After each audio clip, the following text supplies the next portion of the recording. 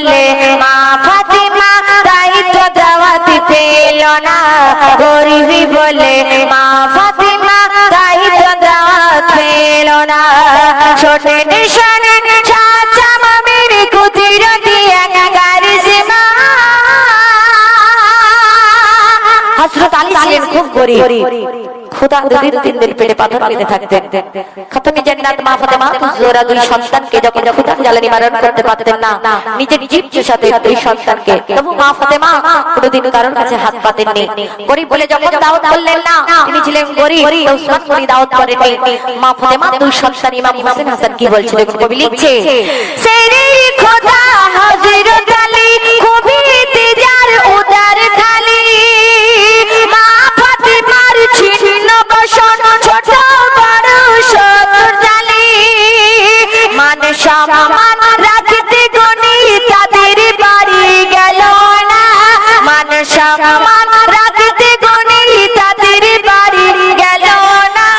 গরিবি বলে মা ফাতেমা তাই তো দাওয়াত পেল না গরিবি বলে মা ফাতেমা তাই তো দাওয়াত পেল না শোনেন শোনেন চাচা মামি মা ফাতেমাকে দাওয়াত করলেন না কিন্তু দুই সন্তান ইমাম হোসেন হাসান খেজুর বনে খেলছিলেন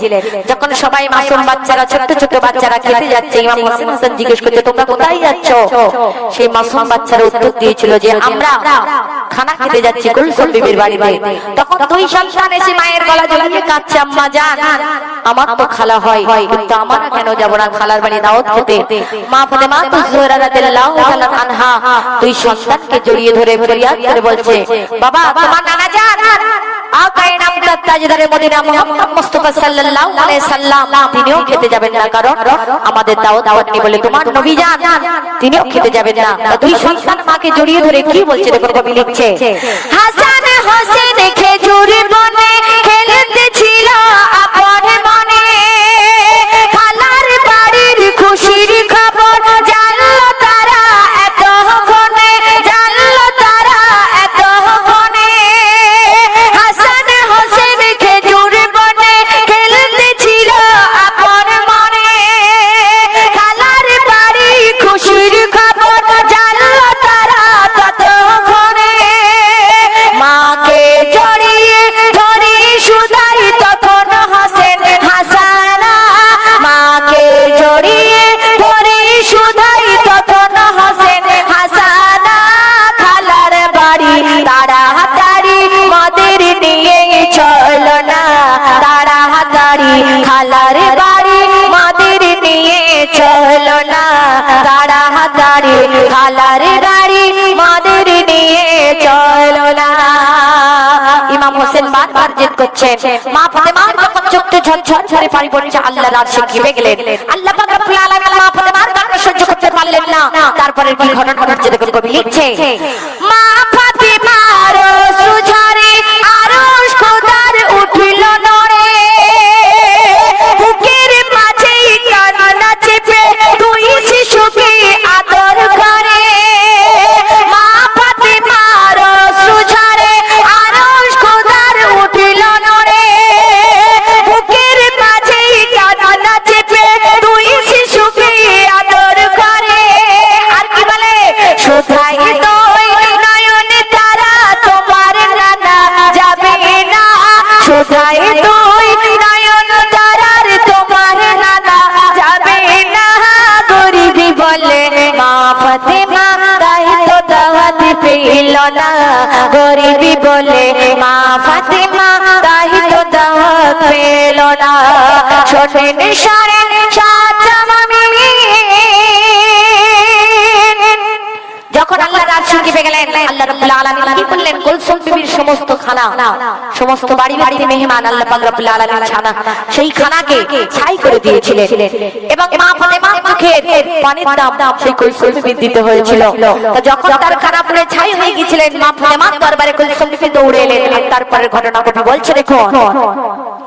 ওদিকে যা কান্দ হলো দিগের আগুন নিভে গেল দিগের আগুন নিভে গেল খানার পরিবারে দিগে ভাত রাশি রাশি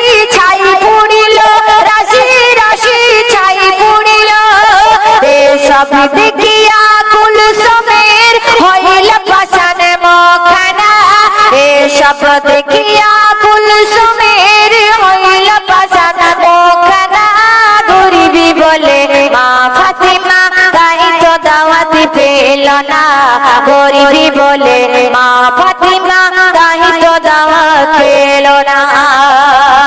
কুলসুম বিবির সমস্ত খানা ছাই হয়ে গিয়েছিল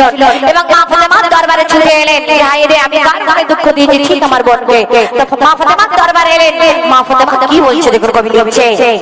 চিনিতে ভুল করল যারে ছুটিল ফাতিমার দ্বারে কান্নাতে পড়িল ভেঙে দাও না আপা ক্ষমা করে দাও না আপা ক্ষমা করে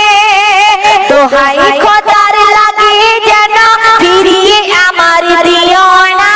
কুলসুম বিবি মা ফাতিমাকে বলছে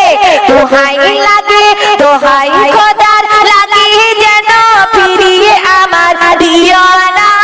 তোমার নিয়ে ও ফাতিমা একসাথে খাবো খানা তোমার নিয়ে ও ফাতিমা একসাথে খাবো খানা শোনেন শোনেন সাচা মুমিন কুদরতি একগারি সীমা খাতুনে জান্নাত মা ফাতিমা ছিলেন মায়ার জিনিস তিনি বোনের কান্না সহ্য করতে পারলেন না তুই ইমাম হোসেন হাসানকে নিয়ে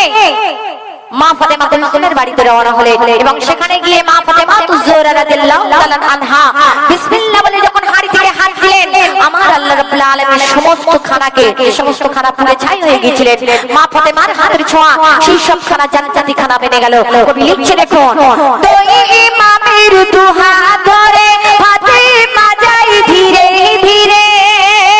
নবীজিও সেরে খোদা রওনা হলো পরেশরে রওনা হলো পরেশরে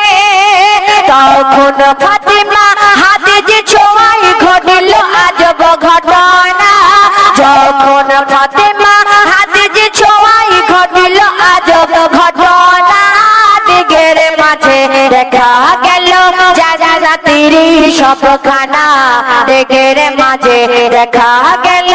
জান্নাতের সব খানা দিগের মাঝে দেখা গেল জান্নাতের সব খানা শোনেন শোনেন সাচা মুমিন কুদরতি একগারি সীমা কুলসুমের মেহমানিতে পাইনি দাওয়াত ফাতিমা পাইনি দাওয়াত ফাতিমা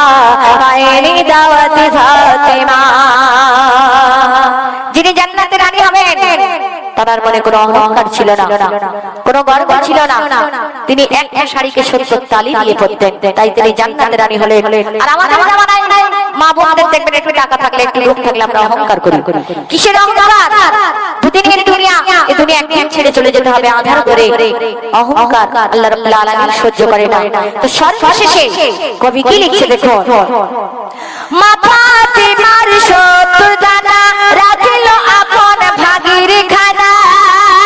কাল হাসরে বাটোয়ারা করে দিবি লোক জনা মা ফাতিমার সত্তর দানা রাখিল আপন ভাগীর খানা কাল হাসরে বাটোয়ারা করে দিবি লোক জনা করে দিবেন লোক জনা আতাওর সেই তো দিনের অপেক্ষাতে থাকো না আতাওর সেই তো দিনের অপেক্ষাতে থাকো না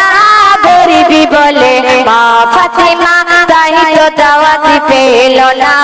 গরিবি বলে মা ফাতিমা তাই তো দাওয়াত পেল না শোনেন শোনেন সাচা মুমিন কুদরতি একগারি সীমা শোনেন শোনেন সাচা মুমিন কুদরতি একগারি সীমা কুলসুমের মেহমানিতে পাইনি দাওয়াত ফাতিমা পাইনি দাওয়াত ফাতিমা